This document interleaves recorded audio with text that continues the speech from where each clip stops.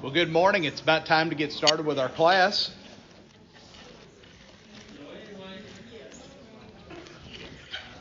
Give everybody a chance to get in and get seated.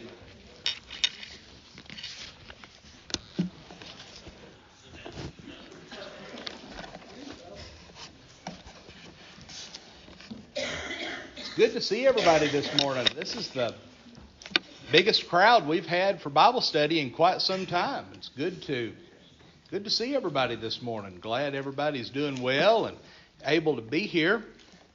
If you would be opening your Bibles to Matthew 27, that's where we're going to begin this morning.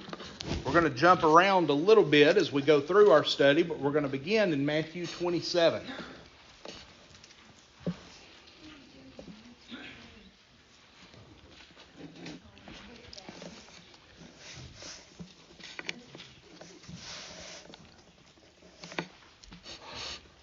Jared, would you lead us in prayer, please? Father, we come before you this morning thanking you so much for a wonderful day that we can gather together with family and friends and study your word, Lord, to come before you this morning. We thank you so much for Brother Josh and his ability to lead the class. We thank you so much for everyone that is here this morning. We ask that we will put aside the cares of this world and focus on while we are here. Please be with us as we go throughout this hour and help us to worship you in spirit and truth. In your son's name that we pray. Amen. Amen. Last week we had to cut off our discussion pretty quickly because we ran out of time. But Pilate has been trying everything that he can think of to get out of sentencing Jesus to death, or essentially being the one to actually authorize the crucifixion to take place. He has tried beating Jesus and then bringing him back before the Jews, saying, look, I've punished him. Is this not punishment enough?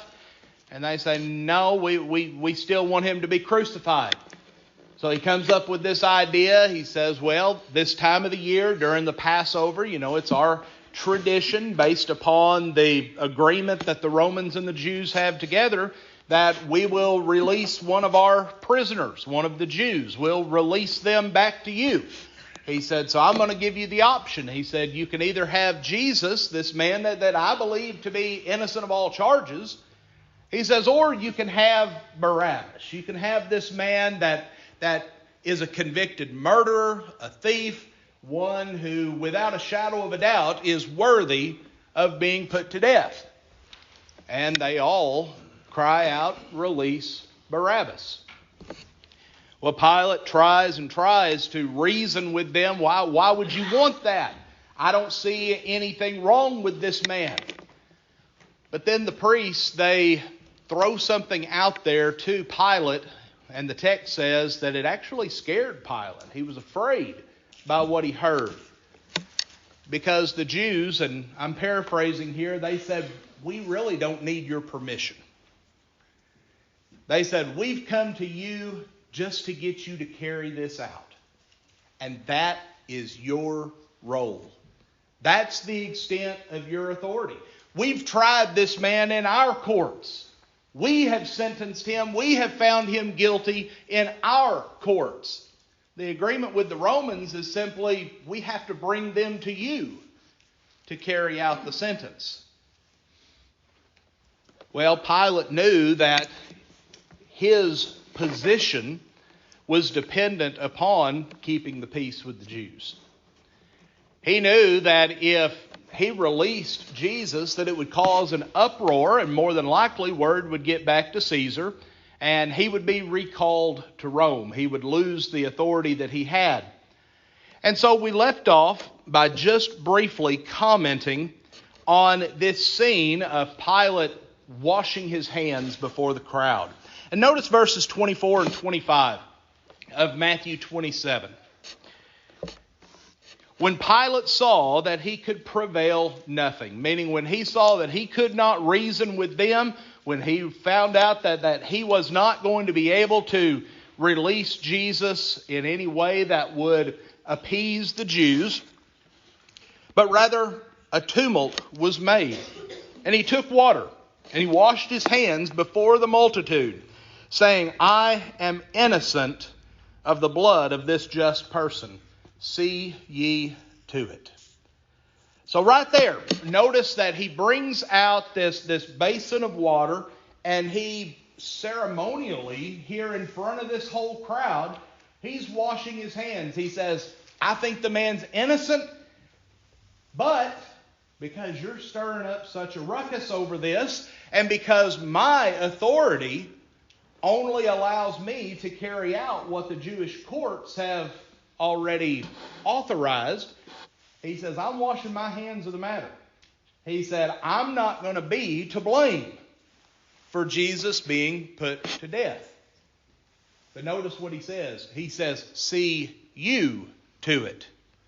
Notice he doesn't say, I'm going to make sure this happens. He says, no, he says, I'm washing my hands of the matter. If that's what you want, then it's your head, basically. It's your call that's bringing this about.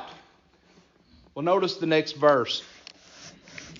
And in this verse, I don't think the Jews realized the full gravity of what they were saying when they made this statement. Verse 25, then answered all the people and said, his blood be on us and on our children. This verse, along with the verse when Pilate brings Jesus out before them and makes the statement, behold your king. You remember their response? We have no king but Caesar. It's long been believed that in these two verses, when they stated that they had rejected the Son of God, no, this is not our king. This is not the one we're going to follow. We only follow Caesar. When they said that, and then when they said, the blood of the Son of God will be on us and upon our children, essentially they sealed the fate of the Jewish nation. God was going to reject that nation, and we know that roughly, about 40 years after this point, the Romans are going to come back in, and they're going to completely destroy the city of Jerusalem. The Jewish nation is going to be destroyed. The Sanhedrin Council is going to be broken up. They're never going to have that type of national identity ever again. Why? Because they rejected Jesus. They sealed their fate by rejecting the Son of God. Verse 26 says, then released he Barabbas unto them. And when he had scourged Jesus, he delivered him to be crucified. Now you may remember that we talked earlier, I believe it was last week in our study, of where we see two times in the Gospels where Jesus is beaten after being taken into custody. The first of those, we talked about the fact that we see two different Greek terms being used. The first term would more accurately be described as a flogging or a whipping. It was not as severe, not as intense as this scourging would have been. This whipping was something that would have been inflicted upon lesser criminals. Now, it was still a terrible thing to go through. And certainly it would have left marks upon Jesus, because Jesus, remember, is paraded before the Jews again after being beaten. Pilate hoping that they would see that this man has been punished and that they would agree to let him go free. But now we see this second term being used, the term that is defined as scourged. Hey, John, I got a question here. Yeah. Do we know from history? I don't really know, but was this something that specifically happened to Jesus, or was everybody before they were going to be crucified were they scourged? Do you know? Or I have read some sources that said that this was something typically that was coupled with crucifixion. Now, I can't say that it was something that happened every single time, but it was something that commonly took place before crucifixion. And I believe it was Josephus that wrote that many of those that were sentenced to be crucified never made it to the cross because the scourging was so severe. And the loss of blood and just the weakness that brought about oftentimes claimed their life before they ever even made it to the cross. But he was delivered over into this process, you might say, the process that had to be gone through in order for crucifixion to take place. Turn over to Mark 15 for just a moment. Like I said, we're going to jump around a little bit because I think there's certain gospel accounts that give us a little bit more detail on some of these events. And I think Mark gives us a good picture of what's taking place here with this scourging. Mark 15. Let's begin reading in verse 15. Mark 15, verse 15. And so Pilate, willing to content the people, released Barabbas unto them, and delivered Jesus, when he had scourged him, to be crucified. And the soldiers led him away into the hall called Praetorium. And they called together the whole band. So they called together the whole band of soldiers. They all have come in. They're all there around Jesus. And they clothed him with purple. Well, this purple being the sign of royalty. Remember, they've been calling him the King of the Jews.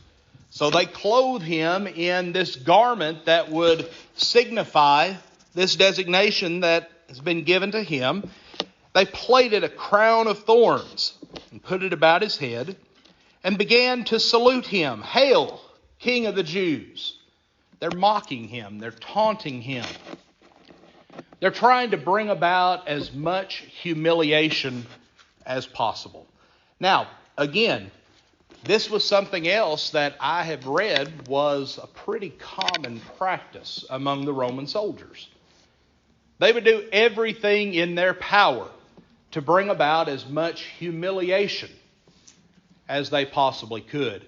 And you know, there are certain countries of the world today that humiliation is still seen as a form of punishment. I can remember when I was in college, we took a mission trip to Costa Rica. And the day that we arrived, we were in the hotel and we noticed a ruckus going on outside. Well, we went out on the balcony and we looked down and we noticed that there were two men who were seated on the curb, and there was a toolbox that was opened in front of those two men.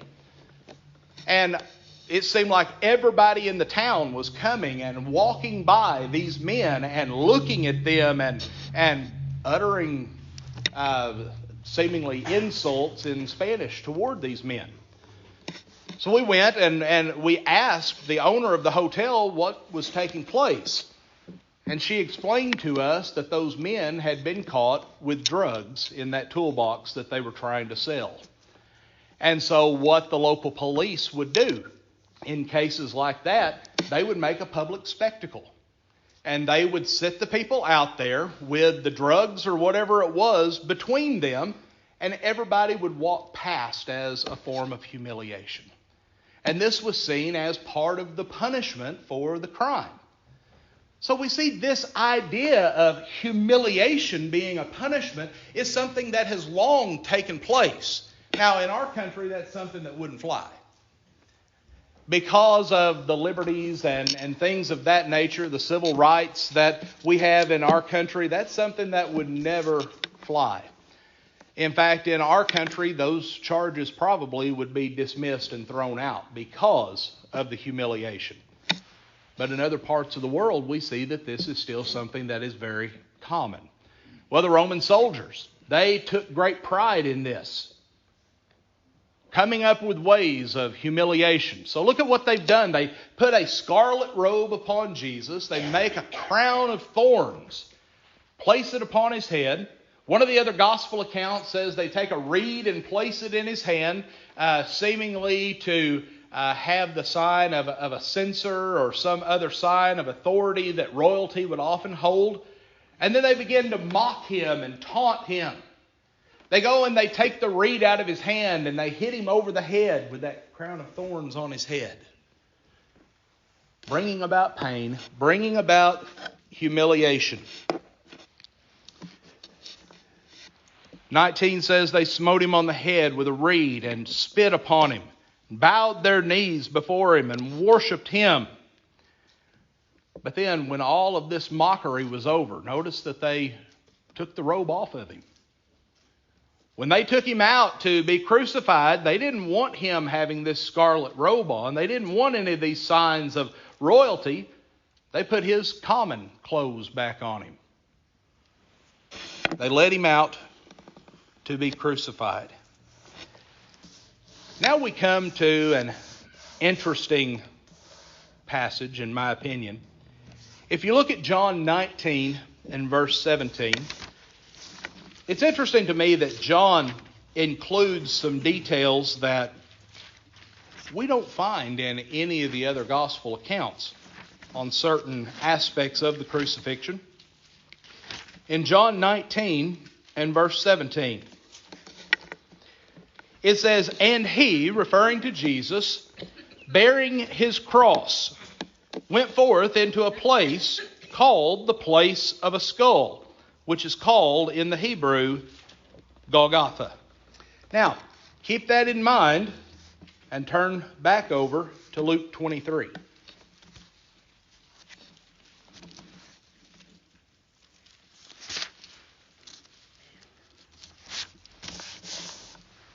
Luke 23, and let's look at verse 26. "And as they led him away, they laid hold upon one Simon, a Cyrenian, coming out of the country, and on him they laid the cross, that he might bear it after Jesus." Or some modern translations say that he might carry it behind Jesus. So, what is the significance of John 19? Well, John 19 and verse 17 is the only passage that we find in all of the New Testament that tells us directly that Jesus was forced to carry his own cross. None of the other gospel accounts directly state that he was forced to carry his own cross. Only John. Now, whenever we look at Luke 23 and verse 26, we notice that it says that Simon was called out of the crowd. He had come into the city of Jerusalem, more than likely to celebrate the Passover, and he was compelled. This wasn't something that he volunteered to do. He was forced by the Romans to come and help Jesus carry his cross. Now, here's the question that I want to ask. Why was Simon compelled to help Jesus carry the cross? Jesus probably collapsed and couldn't carry it. That's what we've always been taught. That's right. It's what we've always heard. We sing songs that talk about Jesus falling beneath the weight of the cross. But you know, there's not a single passage in all the New Testament that says Jesus collapsed under the weight of the cross. Not a single passage that states that. Now, there is a tradition that says that between the time that the cross was bound to the back of Jesus and the time that Simon was called to help him carry the cross, that Jesus collapsed 7 times. And this idea of Jesus falling 7 times comes from a Catholic tradition that originated in the 1400s. And where it originated, and some of you may have heard of it before, it's referred to as the Stations of the Cross. Well, where this originated was following the crucifixion of Jesus. Jerusalem became somewhat of a place where people would make a pilgrimage to. Many Christians began in those early centuries before the fall of Jerusalem, or those early years, they began to make a pilgrimage to Jerusalem, and they would walk what came to be known as the Via Dolorosa, which is the way of the cross. And what they would do, they would walk in the footsteps of Jesus, so to speak, from the Praetorium all the way to Golgotha. And it became a common practice that they would offer prayers as they walked along the way. Well, does anybody know what happened in the 1300s that would have changed this tradition? Anyone know? The city of Jerusalem fell into the hands of Muslims. And at that point, it became illegal and dangerous for Christians and Jews to visit the city of Jerusalem. And so you had all of these people that were wanting to travel to Jerusalem, who were wanting to walk in the footsteps of Jesus, who wanted to travel this Via Dolorosa and actually see what Jesus saw as he was walking to Golgotha. But now they weren't able to do that. And so you had some of those within the Catholic Church in that day who came up with a way that people could still do that, but they could do that in their mind. They didn't actually have to visit the city of Jerusalem, but they could walk the stations of the cross. Now, if you visit any Catholic church today, you also see this in some Methodist churches, and I believe some Presbyterian churches as well. Oftentimes, you will see around the walls in their auditoriums these large ornate carvings, or in some instances, you'll see posters or paintings, each depicting what they, based on tradition, say were the different stations of the cross. Well, among that tradition, there are a number of things that they say took place between the Praetorium and Golgotha that the Bible does not record. They are things that originated from tradition. They say Jesus fell 7 times before Simon was finally called to carry the cross. They say that at one point a woman came out and showed kindness to Jesus by wiping the blood from his face. And I mean, there was a number of things that as you walk through those stations of the cross, you look at that and you wonder, well, where did they get that? Well, it's based upon tradition. Well, this concept of Jesus falling under the weight of the cross originated with that. Nothing in the text indicates that that happened. Now, I would venture to say that more than likely that did happen. More than likely he probably did fall under the weight of the cross, because this was a common thing that happened with those who were being crucified.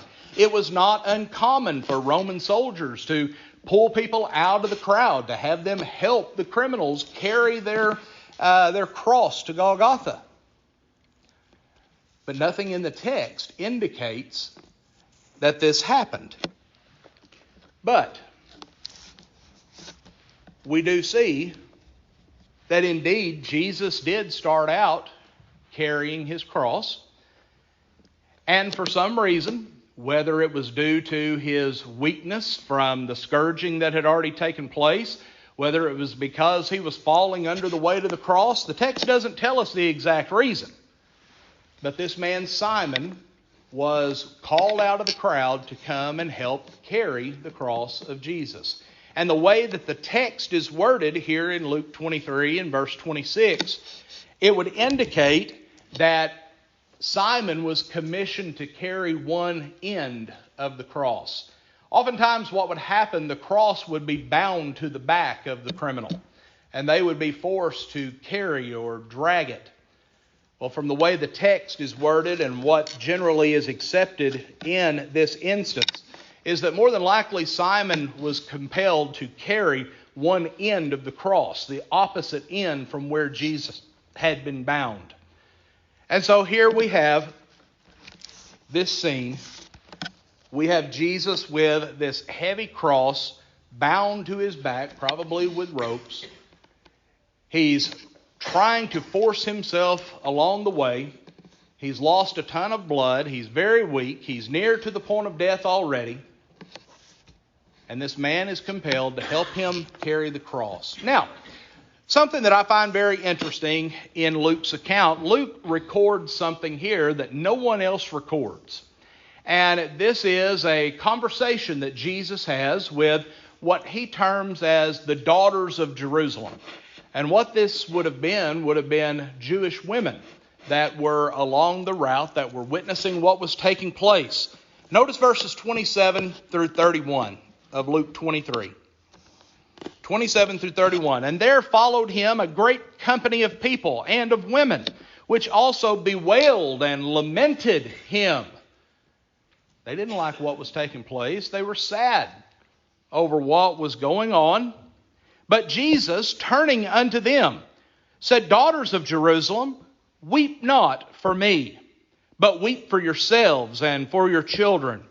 For behold, the days are coming in the which they shall say, Blessed are the barren, and the wombs that never bare, and the paps which never gave suck.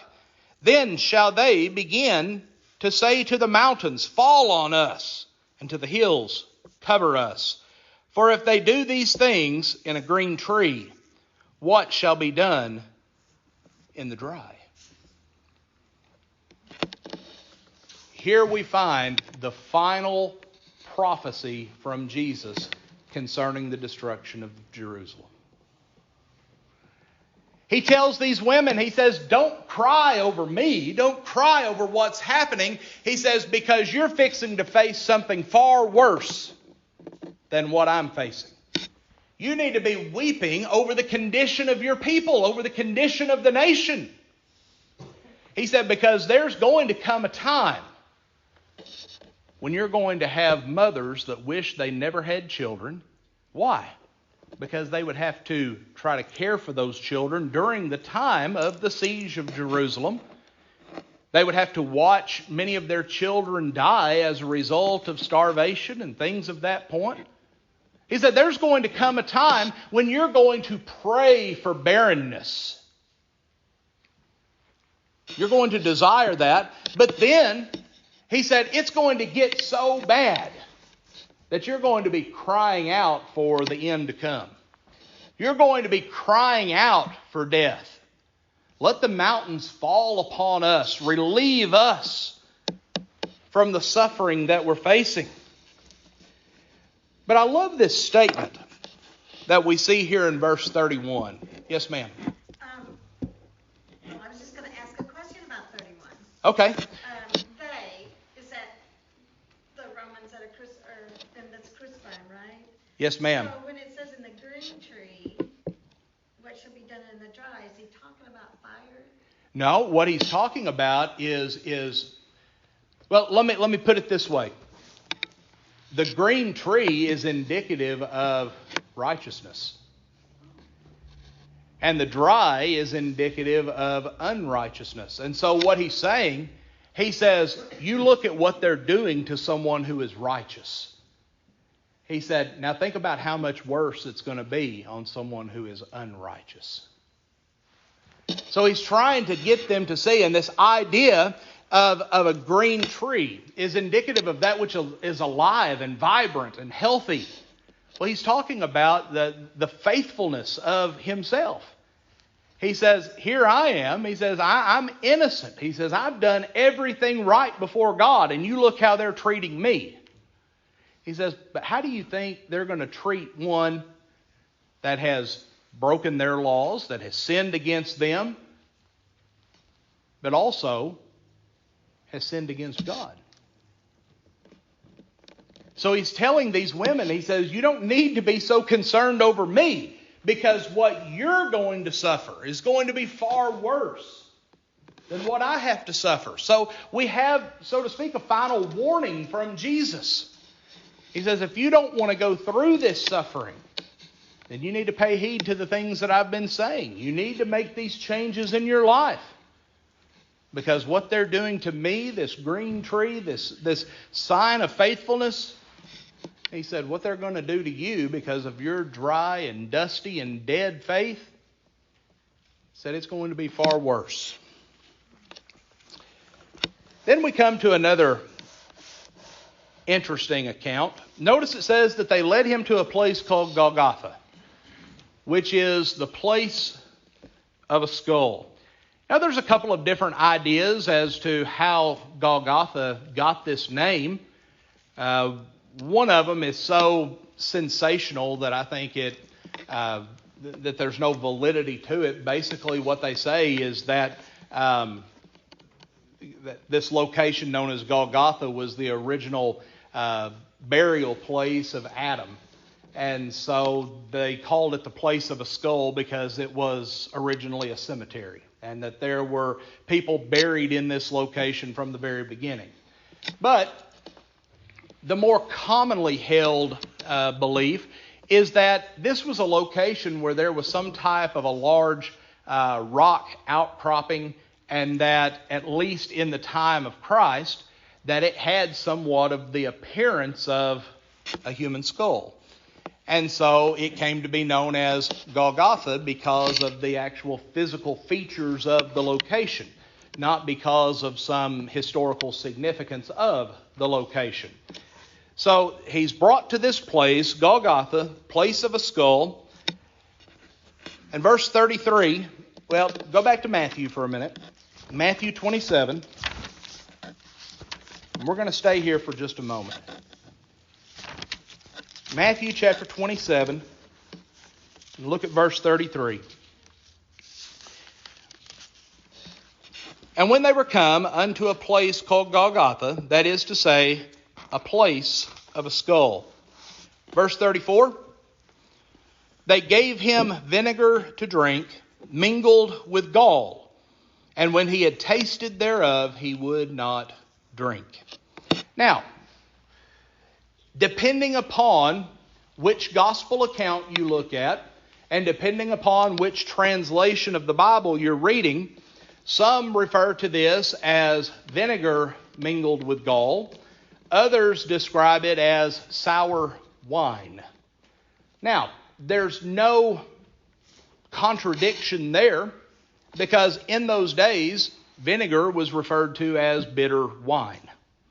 Because vinegar was brought about through a fermentation process, just as wine would have been. So, whether the text you're looking at says that it was vinegar mingled with gall or that it was bitter wine, there's not a contradiction there. But ultimately, what we see is that this is a fulfillment of prophecy. In Psalm 69 and verse 21, we find a messianic prophecy there that says, they also gave me gall for my food. Well, what do the Gospels tell us? That it was vinegar mingled with gall. They gave me gall for my food, and for my thirst they gave me vinegar to drink. So this is a fulfillment of Old Testament prophecy, that this was what he be given to drink. Now, there's a lot of differing ideas as to why this was the drink that was chosen.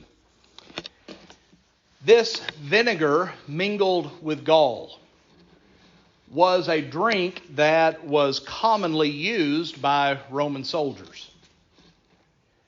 And the reason that they would use this was because it was proven to somewhat deaden the natural senses of the individual.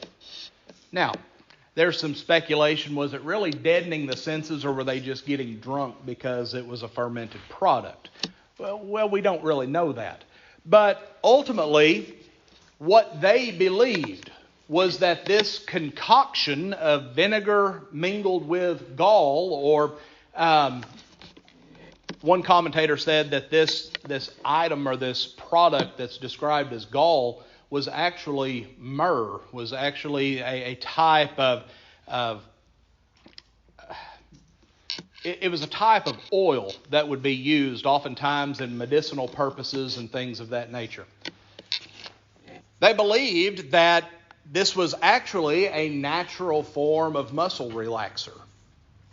And so after they would march for these long distances, of course, their legs, their backs, their feet would be sore.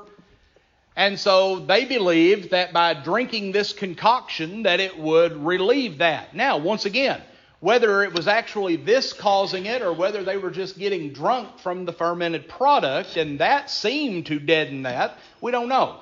But they believed that this was actually bringing about this effect. And so there's some speculation that said that when a person was brought to be crucified, that oftentimes the soldiers would give them a drink of this product to deaden their senses. Basically to make the cross a little more tolerable. Folks, I don't believe that. And the reason I don't believe that is because these Roman soldiers had as their goal to inflict as much pain as possible upon those hanging on the cross. And so why would they give them something that they believed would take away that pain? Josh, if the gall was a muscle relaxer, people on the cross actually suffocate. Yes. So the gall would relax the muscles and they would suffocate that much faster. Well, and that's one of the ideas that's out there as well. And that certainly could be the case. But coming back to, and where this is coming from, and I know we're out of time, there's been a lot of people through the years that have tried to say that this was a sign of compassion that was shown to Jesus by the soldiers. That they were giving him this because it was what they commonly drank to counteract the effects of sore muscles. And so they gave him this to drink as a sign of compassion. Well, no, I don't believe that. Because, as I said, their goal, and we saw this with the mocking and the taunting, their goal was to inflict as much pain as possible. Now, if it did have that natural effect, like Sister Jackie said, it could have hastened their death quicker by relaxing their muscles a little bit. But I don't think it's something that would have been given if it was something that actually deadened pain. And where would they get this gall? I'm thinking, bile, something fat from the gallbladder. Right, and that's what we commonly think. We think of it from the physical aspect of it, but as I said, this term here that's defined gall is different from that bodily fluid. This is something that was derived from a plant. I mean, it was a bitter herb, a bitter oil that was derived from a plant. Hold on just a second. I think They also broke their legs. They didn't die quickly enough? after a certain amount of time, yes. I mean, they would, and the reason that they did that on this occasion was because it was the Passover. And the Jews did not want them hanging on the cross overnight because of the direction that says if you hang someone and they hang there overnight, that it curses the land.